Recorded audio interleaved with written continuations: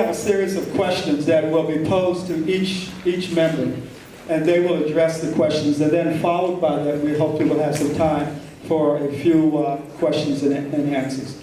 And the first question goes to Mr. Duncan. What is the administration doing in support of My Brother's Keeper? First of all, I'm thrilled to be here. Lifelong fan of the Celtics, lifelong fan of City Year, amazing young man here, so it's a real honor to be here. What the President, what our administration, what all of us spend a huge amount of time and energy thinking about is how do we make success the norm for our young boys of color around the nation. And just like our young men here, everywhere I travel, one of the joys of my job is I get to go all over the country, been to all 50 states. I see young men who are talented, who are creative, who are hardworking, who are entrepreneurial, who just need a real chance in life. And we see so many success stories. We also see too many examples of young men not having the chances they need and deserve to be successful. So what we are trying to do is across our entire administration, led by the President, private sector commitments of about $300 million, a fantastic partnership with the NBA, individual organizations like the Celtics stepping up. The mayor here, Mayor Walsh, wants to make a huge impact. We want to find places, and hopefully Boston will be one, where not just in isolated examples, but at scale, we start to transform the opportunity structure for young boys. And if we do that, we'll see graduation rates go up, we'll see dropout rates go down, we'll see incarceration rates go way down. And this is not just the right thing to do for our Black community, for our Latino community, this is the right thing to do for our nation.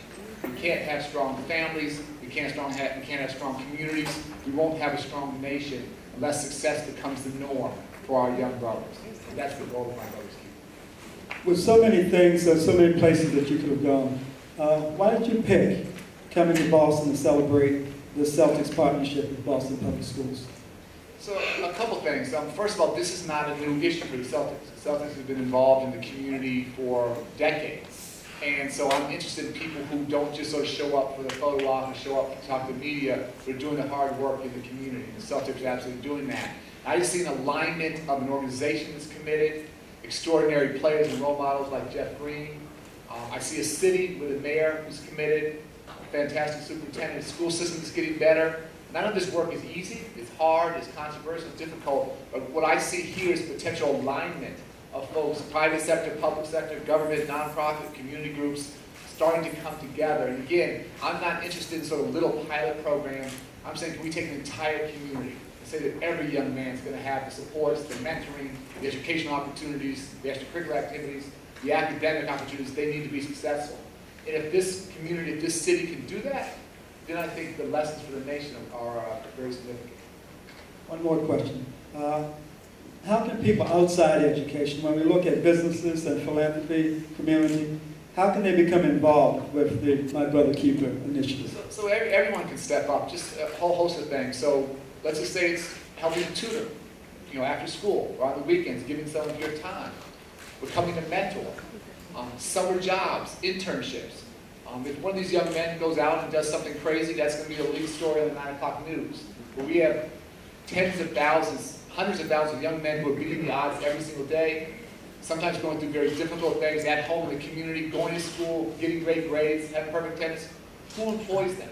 Who gives them an opportunity to work downtown and put on a suit and tie and start to experience that world? And so whether it's tutoring, whether it's mentoring, whether it's job shadowing, whether it's being a coach, a role model, there are ways that everybody can play. So no one has monopoly of good ideas on this. We all want to learn. And I would say we need to start not in junior and senior year, which we can do some things, but in kindergarten, and first and second grade, all the way up. Who are those young men who need a little additional help? It's incumbent upon all of us to sort of step into that gap, step in that void, and provide the support that they need to fulfill their true academic and social potential. Thanks, Mother. Mr. Green, you're next. You were forced to set out the 2011-2012 season to recover from a heart surgery. With your basketball career on hold, you committed to finish something you started several years earlier. Can you share that story with us? Sure. In 2007, I entered the draft after leaving Georgetown my junior year. I had another year left, probably about 12 or 15 classes left. But the next 4 summers, I dedicated myself each summer to spending time in the classroom. Each summer, I took up to probably 5 classes a summer, never having a full summer to enjoy myself. Then in 2011, when the lockout happened, I had a chance to go back to school during the fall.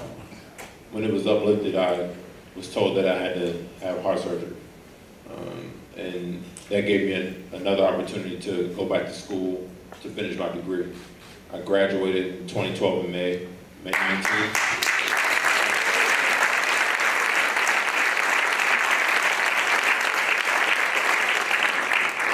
Being the first in my family to graduate was big.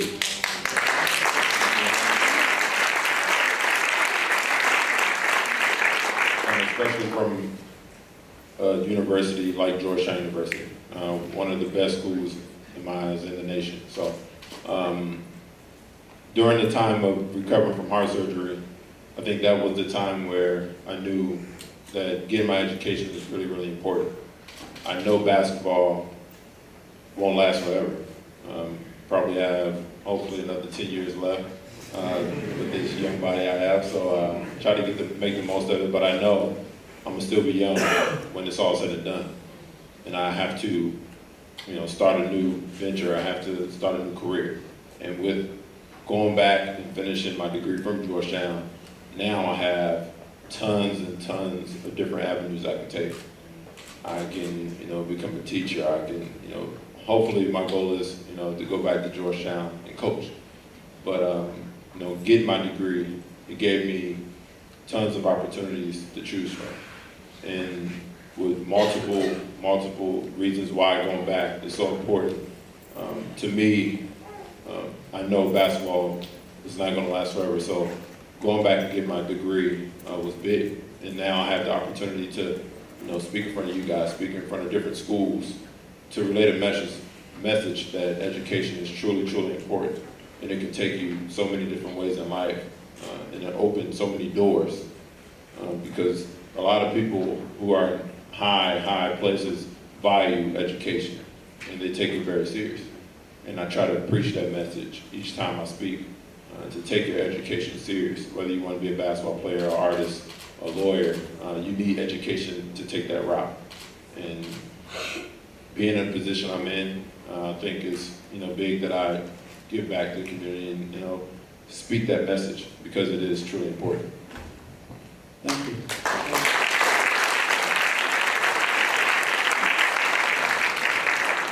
Yeah, you and your teammates ranked #1 in NBA last year in regards to community engagement.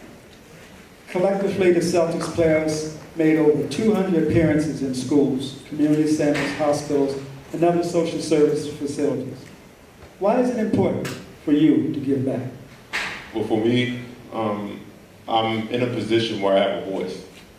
I know a lot of being in this city, which is one of the best sports cities in the world. A lot of people look up to myself and my teammates, and I have a voice. I can reach out to a lot of people, and I know my teammates feel this way. We want to take advantage of that.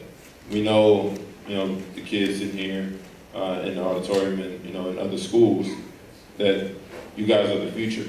You guys are going to make this world a better place. So for us, it's a no-brainer to reach out in the community, to give back, to speak to you guys, to relay a message that education is important, that studying is important.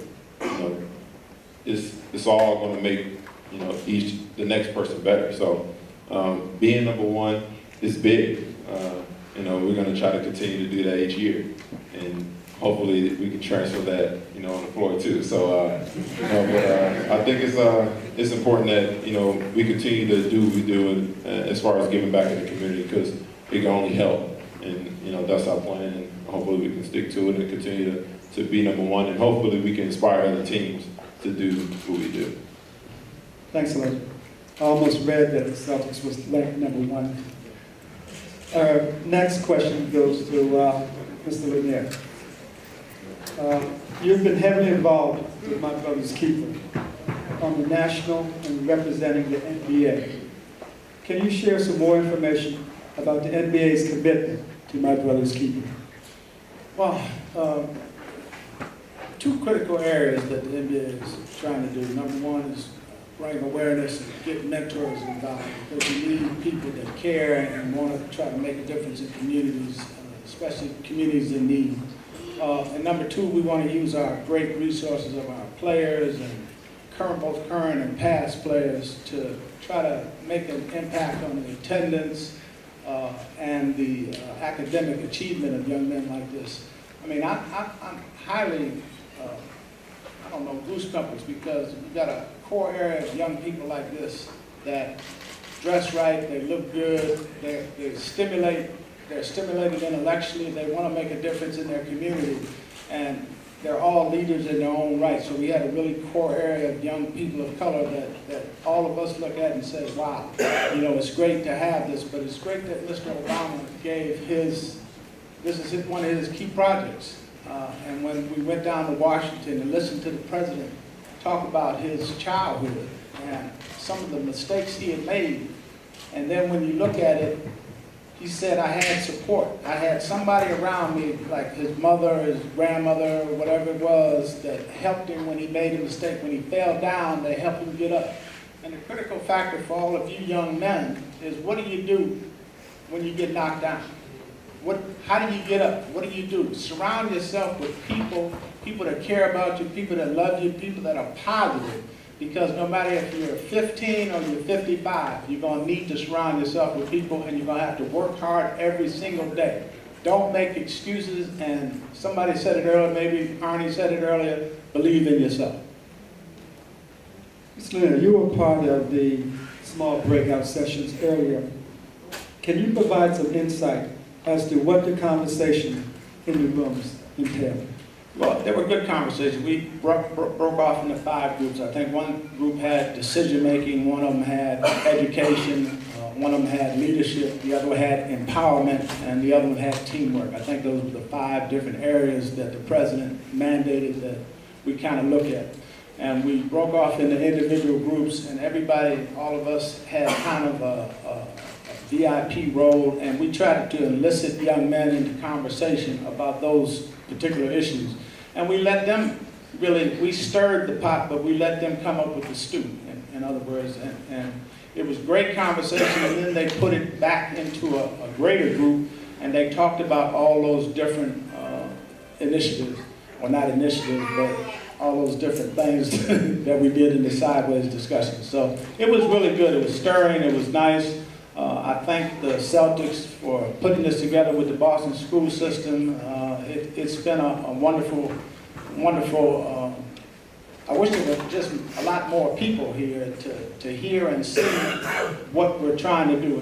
And this is a national engagement. This is not just a local engagement. This is a national engagement. And we're going to be doing stuff. I know the NBA committed to 5 years of this, and I think the president committed to 5 years. So it's not just a one-time shot. There are going to be people all around. And there are a lot of expectations from you guys. Like I said in our little breakout session, if the expectation is like this, you will meet the level of your own expectation of yourself. So if you have low expectations, you're going to achieve that. If you have high expectations, you're going to achieve that also. Thank you very much.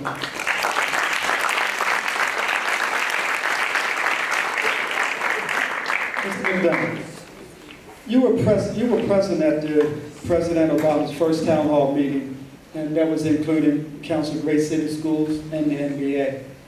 What did you take away from that meeting, and what commitments, past, present, or future, are you willing to make in order to make Boston's My Brother's Keeper and the young men of color successful?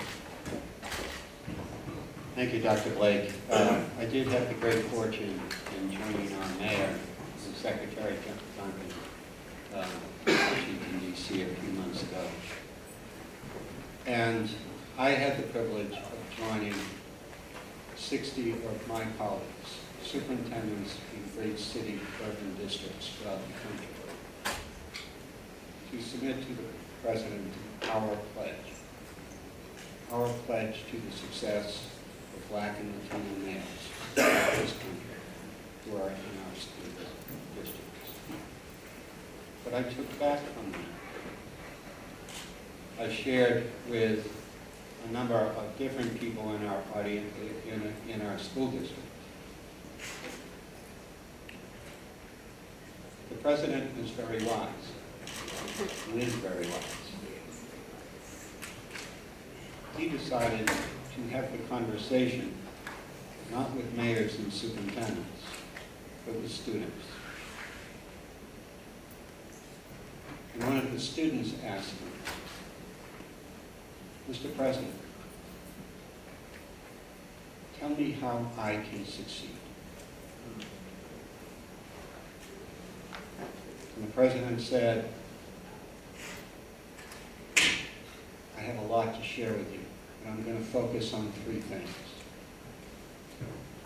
The first is to work hard, work very hard. Because anything in this life that is worthwhile, you have to work for it. Second, he said, find your passion. What do you truly care about? What motivates you? What excites you when you get up each morning? Because it is that passion that will drive your work. And thirdly,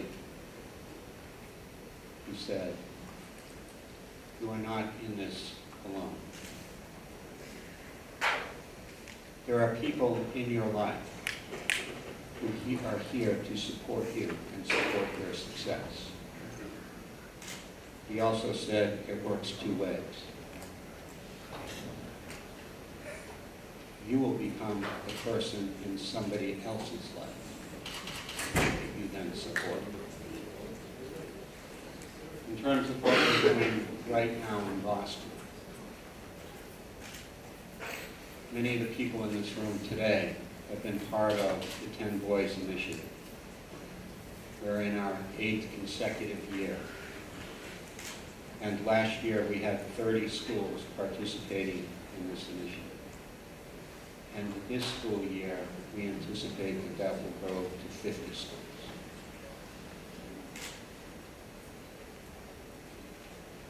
We also have expanded access to advanced placement courses so that there is greater access for all students.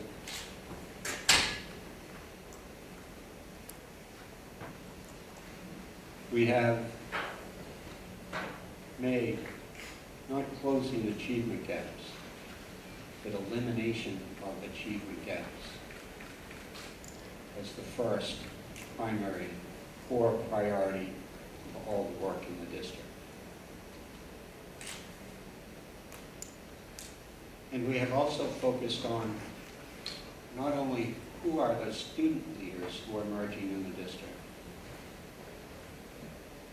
but who are the adult leaders in our district that represent the future leadership of everything that happens in this district. Last year, we established a group of male educators of color, which had an opportunity to work all year long with those people, males of color, who have served long in our district and have become role models. We recently commissioned a study will be done by the has been done by Annenberg Institute and the Center for Collaborative Education. It will be released shortly. It is on Black and Latino males. We anticipate coming out of that 2 things. One is recommendations for what we as a district can do better. How do we support you? How do we make it better for you? What are the conditions for your success? And then secondly, they will share with us examples in our schools, in Boston schools, of where this happens very well. so we begin to share our practices across the district. Thank you. The Boston-based communities are so supportive of the school district and provide a ton of resources to help develop our young people. What more does the district need in regards to corporate support? Thank you. Great question. Boston Public Schools is blessed and fortunate to have organizations within this city who reach out to help our students all the time. We are incredibly fortunate to have a long-standing partnership with the Celtics.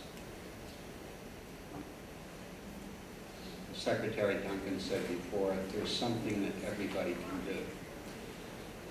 I think to make it most impactful, there are two words that I would share with this audience.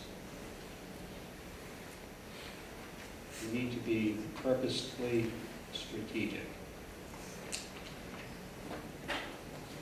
And we need to make sure that the work is aligned. So make those contacts with our schools. Make those contacts with the district. And work with us to build on and integrate your practice, what you have to offer, with what each individual school in this city is building. We all do much better when we work together. There's always a better result. All of the red jackets in the audience are an example of that.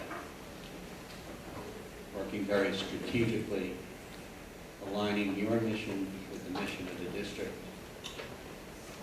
We welcome all across the city to join us in replicating knowledge such as yours.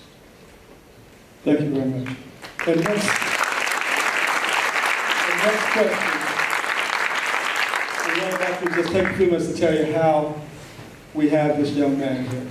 When I got the word that we'd like to have a student on the panel, so I happened to go by the Jeremiah E. Burke. I was speaking to the principal. I said, we're looking for a student to be on the panel. And at that moment, the principal had mentioned Humphrey's name. And it must have been meant to be, because shortly thereafter, no sooner than she said that, Humphrey appeared around the corner. And she pulled him in and introduced me to her. And we talked for a brief moment. And we asked him a few questions. And at that point, he answered the questions without thinking, just right off the top of his head. And we both said, his demand. And I think that this is what we really have in our student body in Boston Public Schools. When you can just randomly pick a school, ask the principal, and then find students of this nature. And before I do this, Mr. Duncan, I want to give you a challenge. If you come back, 2 schools I'd like for you to take a visit. One, I'm talking to Mr. Duncan. I'm talking to all of you. Yeah, what I'd like to do is the Jeremiah E. Burke and Mildred Ave. I think are 2 of our schools that are on the move. And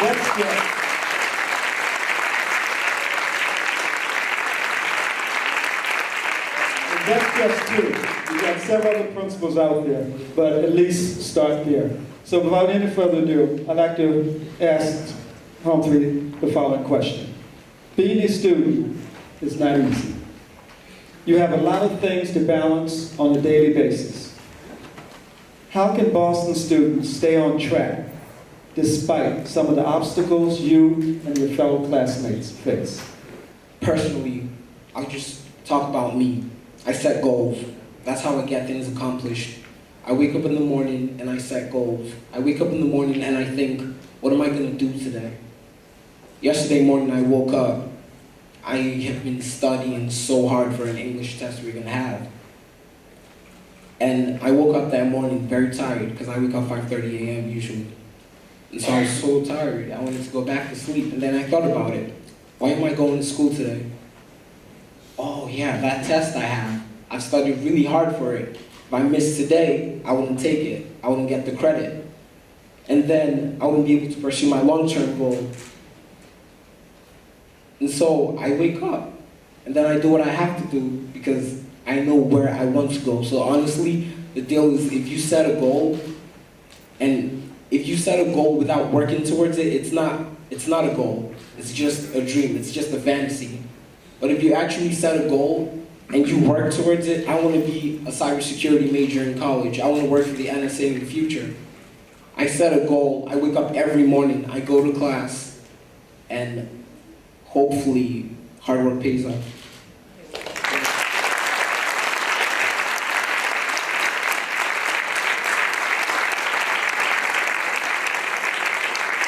You're looking for an internship in DC for, just, if you could share words of encouragement with your younger self, what would they be? If you wanted to share some wisdom for the young men in front of you, what would that be? It's not that hard. It really isn't. Because I've been in high school for this is my 4th year in high school, and it's not that hard. If you want it to be hard, it's gonna be hard. It's what you think. It's all in the mind. It's all a mindset. My coach always says it's all in the mind. If you think this workout is hard, it's gonna be hard. So personally, education, I see it as an opportunity. I don't see it as something my mom or my dad makes me or forces me to do. I see it as an opportunity. So if you see it as something they're doing for you instead of to you, then you would go places.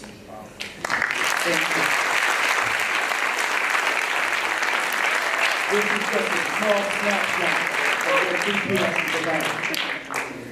We'd like to take this time to entertain a few questions.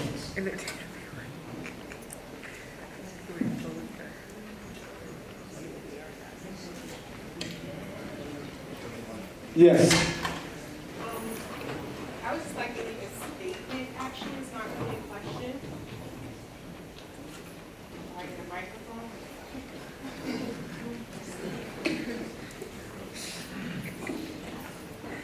Hi, so I am an educator. I've worked in the Boston Public Schools. I've worked with you. I've done the 10 Boys Initiative through the Cash High School, Hyde Park High School. I'm currently doing college advising work with an organization in Boston called the Boston Private Industry Council. But first and foremost, I'm a mother. And I would just like to say, it really touched me that when you start to speak about your mom, right? And I'm also a single parent, raising my son alone. I have the help of my parents and my family, but I just want to speak to the single parents and say, it's a struggle out there, you know? And we all care about our kids, but I just want to say directly to single parents raising sons, I think because it's so tough out there, sometimes, you know, all the time we're pushing them and we're telling them what we don't want them to do out there in the streets. We don't want you to get in trouble. We're always like, you know, because we're so afraid that something is going to happen to them or they're not going to be successful or they're not going to do something, right? But I think we have to remember to make sure that we tell our boys that we love them and we give them hugs. And, you know, they get to a certain age, the middle school start feeling like, oh, no, you know, they're too big for that. Or they're getting to be, you know, a man, so you don't hug them more, you know, anymore. You don't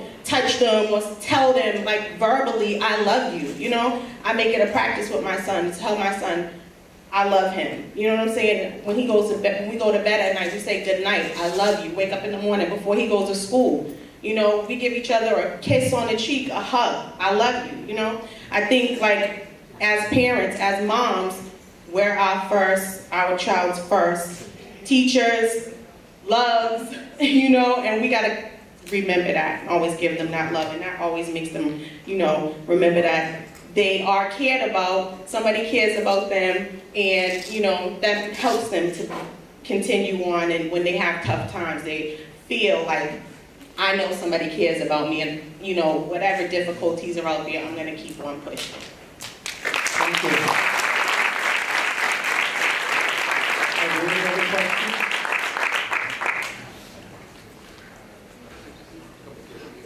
Okay. Yes.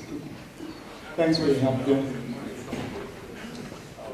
Hi, I'm Stephen LeFew. I represent the campaign for the Mayor's Youth Council. I just came. So my question is for you, and I was just wondering what college you were going to and how you're paying for it.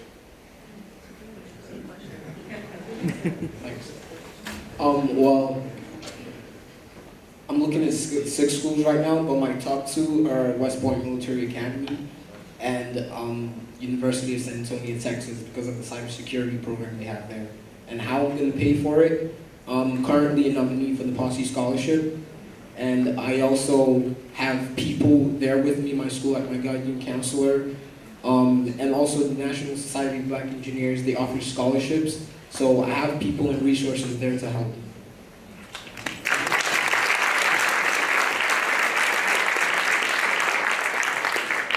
If I could quickly add, and Humphrey's obviously so thoughtful on this stuff, but to all the young men here and to anyone else watching, please come to our website, studentaid.gov. Each year, we do $150 billion with B, $150 billion in grants and loans. So fill out that financial aid form, which hopefully you've done or about to do. And I don't care how much money you have or don't have, or what your parents have or don't have, if you work hard, you get good grades, you're going to have a chance to go to college. Money should not be what stops you. So again, studentaid.gov, please come check it out, fill out the FAFSA.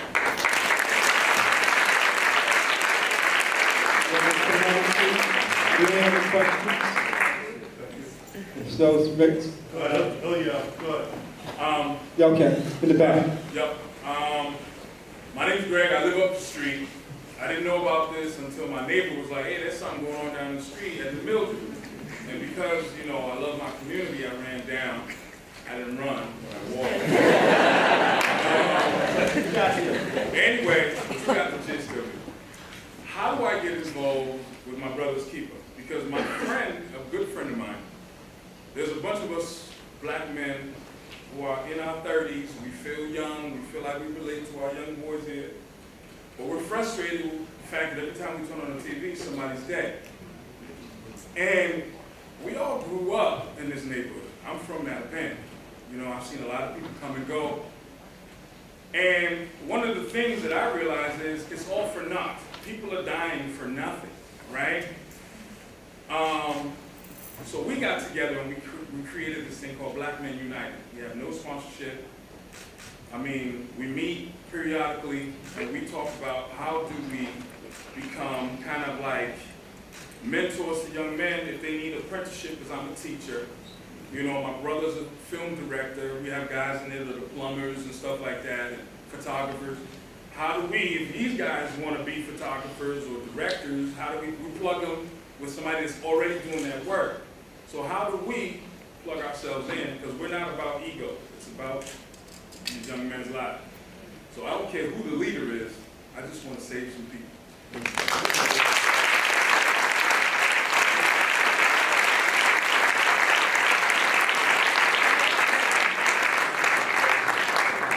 A couple quick thoughts. First of all, I just appreciate your commitment so much. And I think what motivates so many of us is both the tremendous potential that our young men have and the loss of that potential. And as you talk about the loss of human life of our young brothers is devastating. Whether it's here in Boston, my hometown Chicago, it's just absolutely horrific.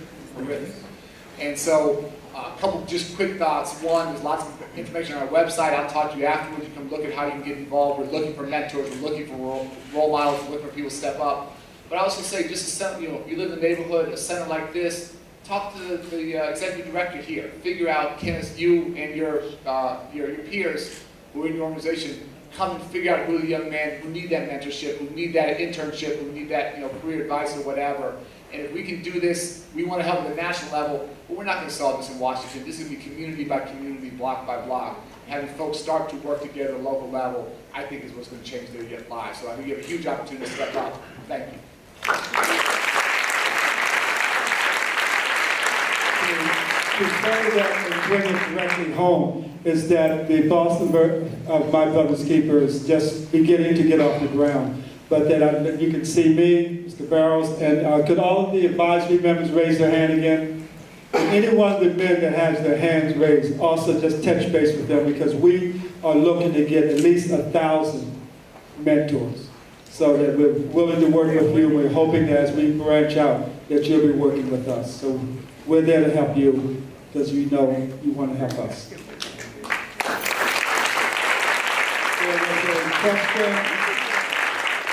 Yes, yes, ma'am.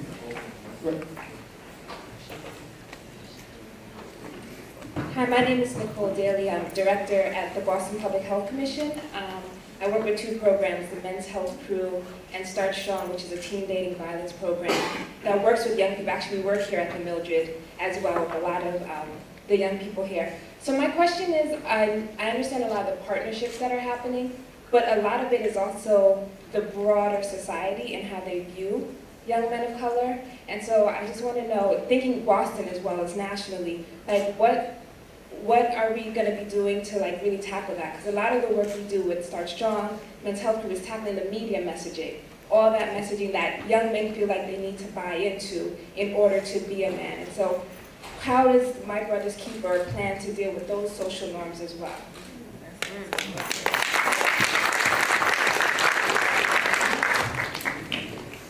That's a great question, and we've thought a lot about it, and we don't have a great answer. And what I say all the time is that, again, one of these young men walk out of here and does something crazy, that's the lead story. And when they're going to school every day, and young men like Humphrey, the media is not interested in those stories. So we can challenge the media, we can push them to do the better stuff, but I think at the end of the day, what will change the perception will be the change in reality. And if we could have many more young brothers graduating from high school, not dropping out, going to college, not getting locked up, entering the world of work, being productive citizens, giving back, it will force the media to take a very different look at it. So it's not an easy thing to do. We'll challenge them to tell the positive stories as well as to tell the negative stories. But I think it's incumbent upon us not just to blame the media. They're absolutely part of the problem. But again, I was trying to be self-critical, look in the mirror, and we just collectively need to help a lot more of our young men be successful. And if we can do that, again, I think that will force the media to tell a different story. And there one more question, if not, yes, young man here. Yes.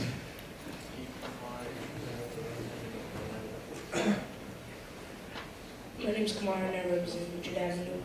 I have one question for all of you.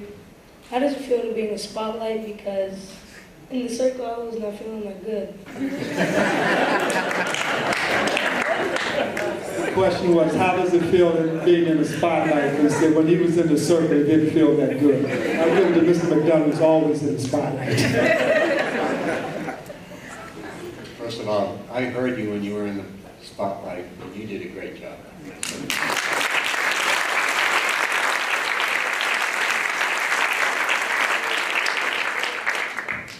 And I would say, every time I'm in a position like this, I feel just like you felt.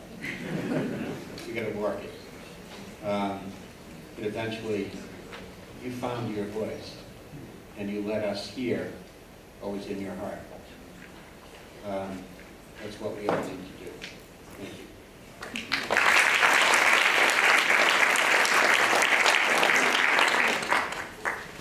you. Well, just right now, I started, before I started talking, so this is actually my first time talking in front of the crowd, so it's like, I just have, he was right there saying it's like, all right, just drink water and stuff, so I feel like if you just calm down, just take your time, and people want to hear you, so you be heard.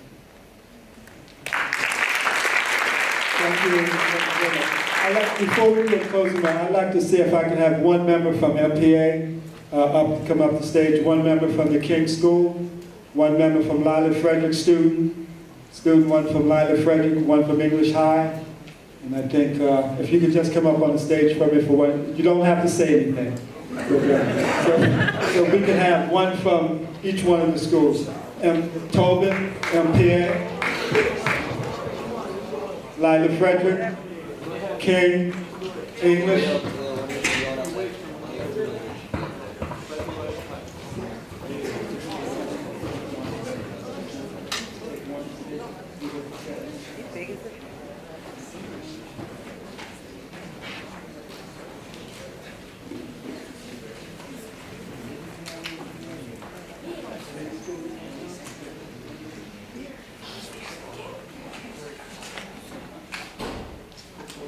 And what I'd like for you to do, this is just a token of our appreciation of the 10 Boys Initiative for the panel who have been here today. We'd like to present to you just a small token of our appreciation from the 10 Boys Initiative. if each one of the gentlemen could give a bag to the guest here.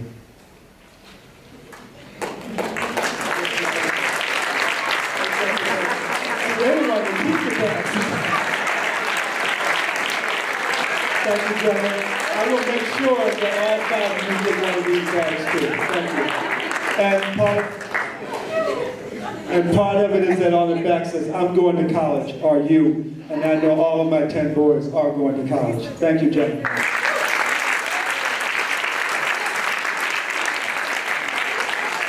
I'd like to, an additional gift I'd like to give. An additional gift I'd like to give for a student presenter is a book from Desmond Tutu called Believe. Because one, I believe in you, and you believe in yourself.